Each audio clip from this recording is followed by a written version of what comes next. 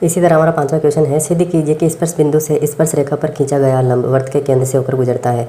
यानी कि हमें यहाँ पे ये प्रूफ करना है कि जो स्पर्श बिंदु है ना, ये P, इससे जो लंब डाला जाता है स्पर्श रेखा पे वो हमेशा केंद्र से ही होके जाता है। ये हमें यहाँ पे प्रूफ करना है। और यहाँ पे हम इसका विरोधाभास लेके चलेंगे, यानी कि कॉन्ट्राडिक्शन। यानी कि हम थोड़ी देर के लिए ये मान लेंगे कि ये केंद्र से होकर ना जाकर ये जो x मैंने डैश के रूप में लिया है, यहाँ से होकर ये लंब जाता है। ये हमने इसका विरोधाभास लिया है।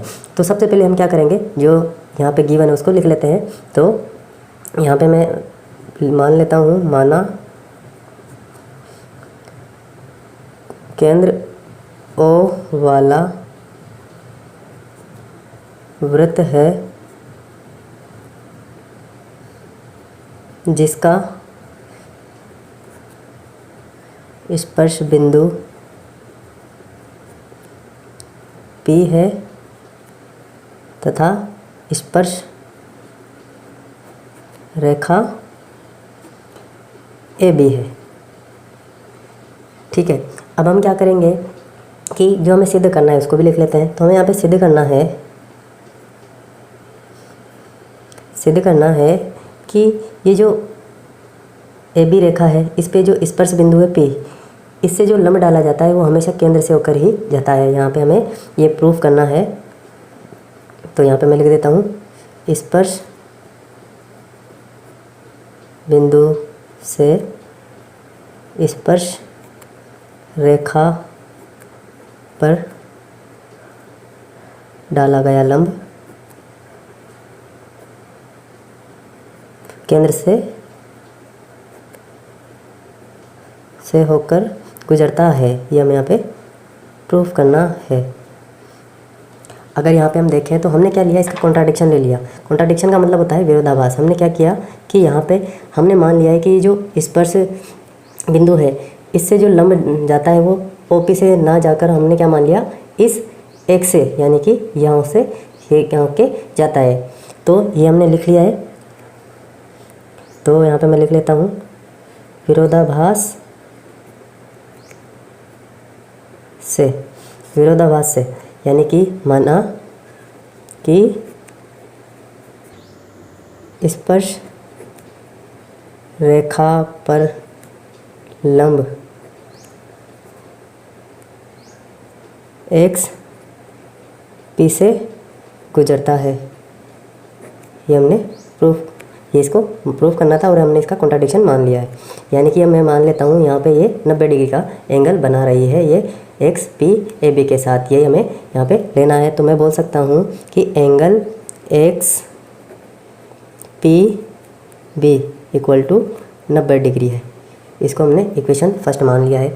अगर हम देखें तो हमें पता है कि जो त्रिज्या होती है, अब ये त्रिज्या है और ये स्पर्श रेखा, तो त्रिज्या स्पर्श रेखा पर लंब होती है। तो यानी कि ये भी क्या है, इस पे 90 डिग्री है। तो यहाँ पे मैं लिख सकता हूँ कि कोण OPB बराबर 90 डिग्री। इसको इक्वेशन 2 देता हूँ, क्योंकि त्रिज्या, ये 90 डिग्री क्यों हुआ, क्योंकि त्रिज्या स्पर्श रेखा पर लंब होती है। ये हमें यहाँ पे प्रूफ करना है कि ये केंद्र से होकर गुजरती है हमेशा ही।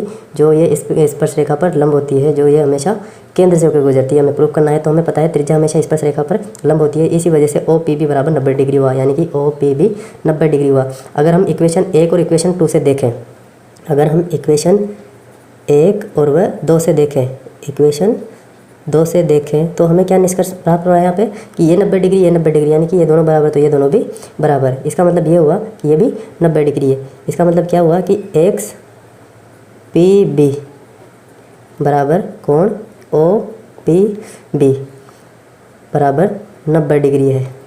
ये लेकिन ये संभव ही नहीं है। क्यों? क्योंकि अगर देखें तो XPB और OPB में OPB का ही पार्ट है एक, ये XPB, तो ये तो 90 डिग्री हो ही नहीं सकता है। जबकि यहाँ पे हमारे पास निष्कर्ष निकल रहा है कि ये 90 डिग्री है दोनों आपस में। अब ये 90 डिग्री कब होंगे दोनों, जब XB इस पर ही हो, ऊपर, यानी कि इस पर ही संपाती हो, इससे होकर ही एक्स भी गुजरे, तब ये 90 डिग्री हो सकती है ये वाली, और ये वाली तो ऑलवेज 90 डिग्री है ही यहाँ पे।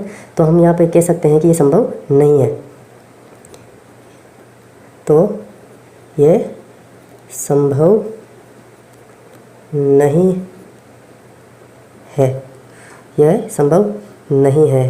तो इसका मतलब ये हुआ कि XPB 90 डिग्री नहीं हो सकती है, तो इसका मतलब है कि OPB ही हमेशा क्या होगी, 90 डिग्री, जो कि AB जो स्पर्श रेखा इस पर लंब होगी। तो हम कह सकते हैं कि एंगल OPB बराबर 90 डिग्री होगा। इसका अर्थ यह हुआ कि जो स्पर्श रेखा है इससे होकर जो स्पर्श बिंदु पे से जो गुजरता है लंब, वो हमेशा केंद्र से होकर गुजरेगा। ये हमें यहाँ पे प्रूफ होता है। तो हम कह सकते हैं अतः स्पर्श बिंदु से स्पर्श रेखा, यहाँ पे मैं लिख लेता हूँ, रेखा पर डाला गया लंब हमेशा केंद्र वृत्त के, यहाँ पे मैं लिख लेता हूँ वृत्त के, हमेशा केंद्र से गुजरेगा। यही हमें प्रूफ करना था। अगर यहाँ पे हम देखें तो इससे एक निष्कर्ष और निकलता है कि XPB जो है वो यहाँ पर OPB से हमेशा छोटा रहेगा। अगर मैं यहाँ पे आपको दिखाना चाहूँ तो यहाँ पे देखिए आप लोग, यहाँ पे ये OPB और ये XPB है, यानी कि ये छोटा रहेगा OPB से। तो ये भी हम यहाँ पे लिख सकते हैं। तो ये भी मैं यहाँ पे लिख देता हूँ। तो मैं यहाँ पे लिख दूँ कि कोण OPB जो है वो ग्रेटर होगा, यानी कि बड़ा होगा कोण XPB से। तो ये 90 डिग्री हो ही नहीं सकता, ये इससे छोटा है, इस वजह से ये हमेशा केंद्र से होकर ही गुजरेगा। ये यहाँ पर सिद्ध होता है। तो फटाफट से इसको नोट कर लीजिए।